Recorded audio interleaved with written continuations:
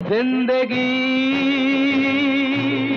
कैसी है पहेली हाय, पूछो न कैसे मैंने रैन बिताई। किसने चिलमन से मारा नजारा मुझे, कसमें वादे प्यार वफा सब बातें हैं। चाहे शास्त्रीय रागों पर आधारित क्लिष्ट धुनें हों या कोई रोमांटिक या दर्द भरी कव्वाली, इस गायक के लिए ये गाने चुटकियों का खेल था।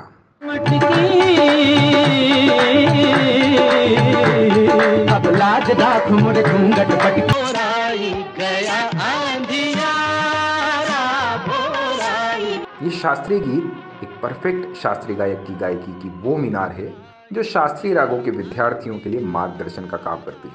गुलाब जो चंपक बन फूले केत की गुलाब जो।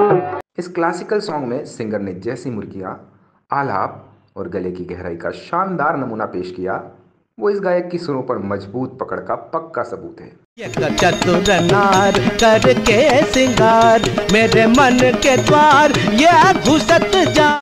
हम सब इन सिंगर की बहुत इज्जत और सम्मान करते हैं, जिनका पूरा नाम था प्रबोध चंद्र डे, लेकिन दुनिया इन्हें मन्ना डे के नाम से जानती है। कौन से गगन के चले दिल ये मेरा लेके चले दो नैना तेरे। मन्ना डे हमारी फिल्मी दुनिया के ऐसे सिंगर थे जो अपनी किसी कमजोरी के कारण नहीं, बल्कि पक्के सुर वाली गायकी के कारण बिछड़ गए।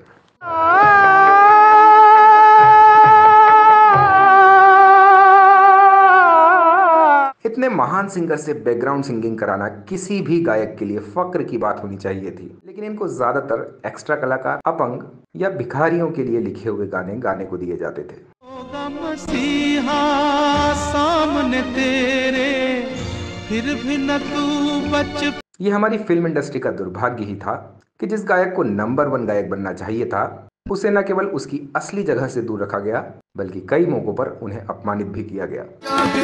बाबुल से नजरे मिलाऊं कैसे कर जाऊं। मन्ना डे जैसे महान और परफेक्ट सिंगर को कब कब अपमान का घूंट पीना पड़ा और उनके साथ बॉलीवुड ने यह सलूक क्यों किया, यही हम इस खास वीडियो में बताने वाले हैं। तो चलिए शुरू करते हैं गीत और संगीत का ये सुरीला सफर।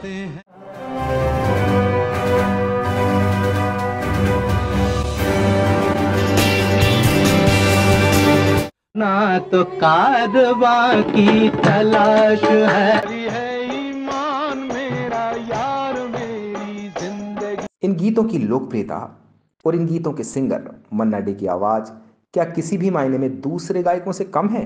न तुम हो याद आलू न हम है याद गोभी, तुम भी हो याद धोबी। बॉलीवुड की पॉलिटिक्स कहें या भेड़चाल, मन्ना डे को गाने के लिए बहुत कम गीत मिले, पर उन्होंने हर एक मौके पर अपने आप को साबित किया। इसके बावजूद संगीतकार मन्ना डे को उनकी प्रतिभा के मुताबिक गीत देने की हिम्मत नहीं कर पाए। तुम बिन जीवन कैसा जीवन। मन्ना डे का सौभाग्य था कि उन्होंने उस दौर में अपनी गायकी से पहचान बनाई, जिस दौर को हिंदी फिल्मी संगीत का सुनहरा दौर या गोल्डन एरा कहा जाता है। उस जमाने में नौशाद, शंकर जयकिशन, कल्याण जी आनंद जी, ओपी नैयर, रोशन, रवि, एस.डी. बर्मन और लक्ष्मीकांत प्यारेलाल जैसे संगीतकार दर्शकों के सामने संगीत के नए नए चमत्कार पेश कर रहे थे, और मोहम्मद रफ़ी, किशोर कुमार, मुकेश, महेंद्र कपूर और तलत महमूद जैसे मेल सिंगर और लता मंगेशकर, आशा भोसले, उषा खन्ना, शमशाद बेगम और गीता बाली जैसी उच्च कोटि की गायिकाएं इन गीतों को आसमान की ऊंचाइयों तक पहुंचा रही थी। मगर बॉलीवुड हमेशा से भेड़ चाल का आदी रहा है। इसका कारण यह है कि फिल्म का बजट बहुत महंगा होता है और इनकी सक्सेस की कोई गारंटी नहीं होती। 80% से ज़्यादा फ्लॉप हो जाती हैं, इसलिए ज़्यादातर फिल्म निर्माता या निर्देशक रिस्क लेने से बचते हैं। ये पहले भी होता था और आज भी यही हो रहा है, और मन्ना डे भी इसी मानसिकता के शिकार हो गए थे। दरअसल उस जमाने में ज्यादातर संगीतकार किसी न किसी हीरो या फिल्मकार के कैंप से जुड़े हुए थे। तब दिलीप कुमार, राजेंद्र कुमार, राज कपूर और देवानंद जैसे सितारों का जलवा था। इन सब के लिए गायक भी फिक्स होते थे, इसलिए संगीतकार इस सिस्टम को तोड़कर मन्ना डे से सिंगिंग कराने का रिस्क नहीं ले पाए।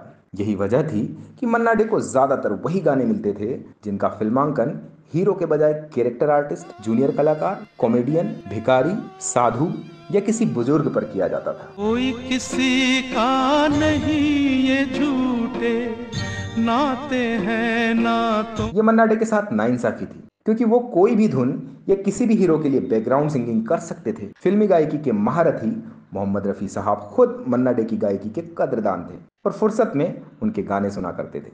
उन्होंने अपने इंटरव्यू में कई बार इसका जिक्र भी किया था। सुर ना सजे क्या गाऊं मैं, सुर ना सजे। संगीतकार रोशन भी मन्ना डे के मुरीद थे। उन्हें जब भी मौका मिलता था तो वो मन्ना डे को मौका देते थे। ये जोड़ी तब बरसात फिल्म के लिए संगीत बना रही थी, तो उन्होंने इस बेमिसाल कव्वाली की धुन मन्ना डे को ध्यान में रखकर ही तैयार की थी।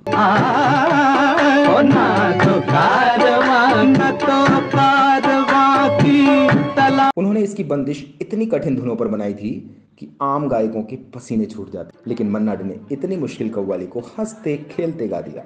उन्होंने इस सुगम कव्वाली में इतनी सहजता से मुर्खियां और आलाप लिए कि खुद संगीतकार हैरान रह गए। जिस्म इश्क है और जान इश्क है, ईमान की जो पूछो तो ईमान इश्क है। जब राज कपूर कैंप के सुपरस्टार संगीतकार शंकर जयकिशन ने बड़ा रिस्क लेते हुए चोरी चोरी फिल्म में राज कपूर के गाने में मुकेश की जगह मन्ना डे को मौका दिया, तो निर्माता L B Lakshman recording studio में ही दोनों पर भड़क गए और मन्ना डे को घर जाने के लिए कह दिया। हालांकि राज कपूर ने उन्हें किसी तरह से ये समझाया कि फिलहाल इस गाने को रिकॉर्ड करके देख लेते हैं, अगर आपको ये पसंद नहीं आया तो फिर इसे मुकेश से गवा लेंगे, इसका खर्चा भी मैं उठाऊंगा। तो निर्माता लक्ष्मण सहमत हो गए। ये रात भीगी भीगी ये मस्त बिदाए उठा भी ले। एल बी लक्ष्मण को लग रहा था कि मन्ना डे की आवाज राज कपूर पर नहीं जमेगी, लेकिन जैसे ही उन्होंने सुर छेड़े वैसे ही वो मंत्रमुग्ध होकर सुनते गए। रिकॉर्डिंग खत्म हुई तो लक्ष्मण ने मन्ना डे को गले लगा लिया। ऐसे में कहीं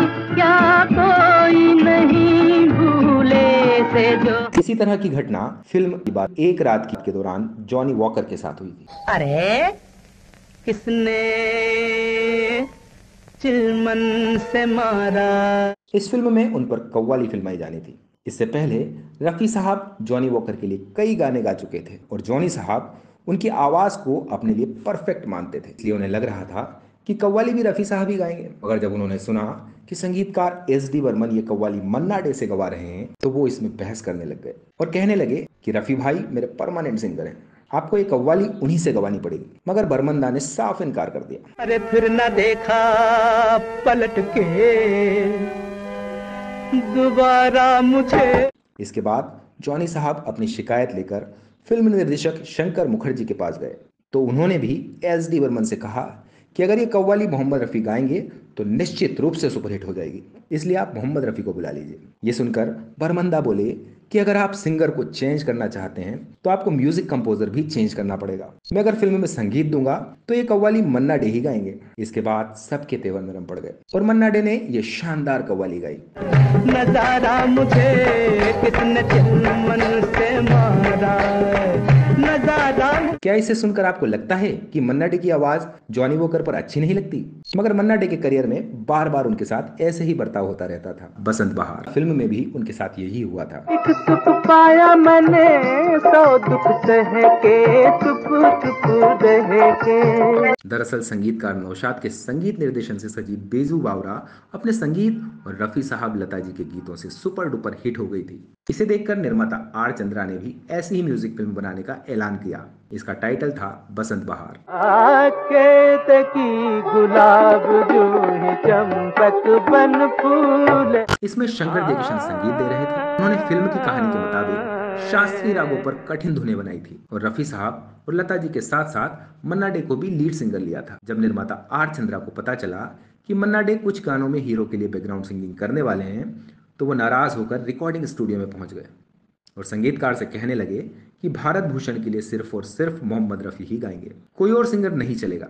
तब मन्ना डे भी मौजूद थे, उन्हें भी अपमान फील हो रहा था। भारत भूषण ने निर्माता को समझाया कि बहुत दिन से इस गीत की रिहर्सल हो रही है, सबने खूब मेहनत की है, अगर रिकॉर्डिंग के बाद मन्ना डे की आवाज मुझ पर ठीक नहीं लगेगी तो आप उसे बदलवा दीजिएगा, अभी रिकॉर्डिंग मत रोको। तो उन्होंने इजाजत दे दी।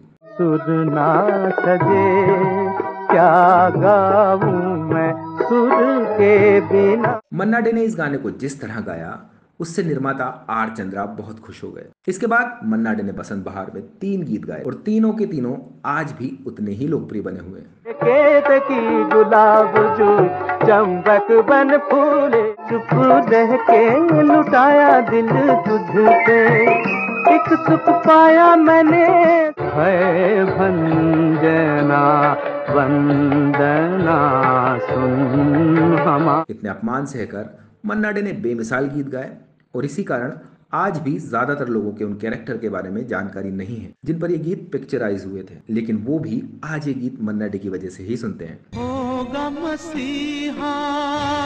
दोस्तों, इस वीडियो में इतना ही।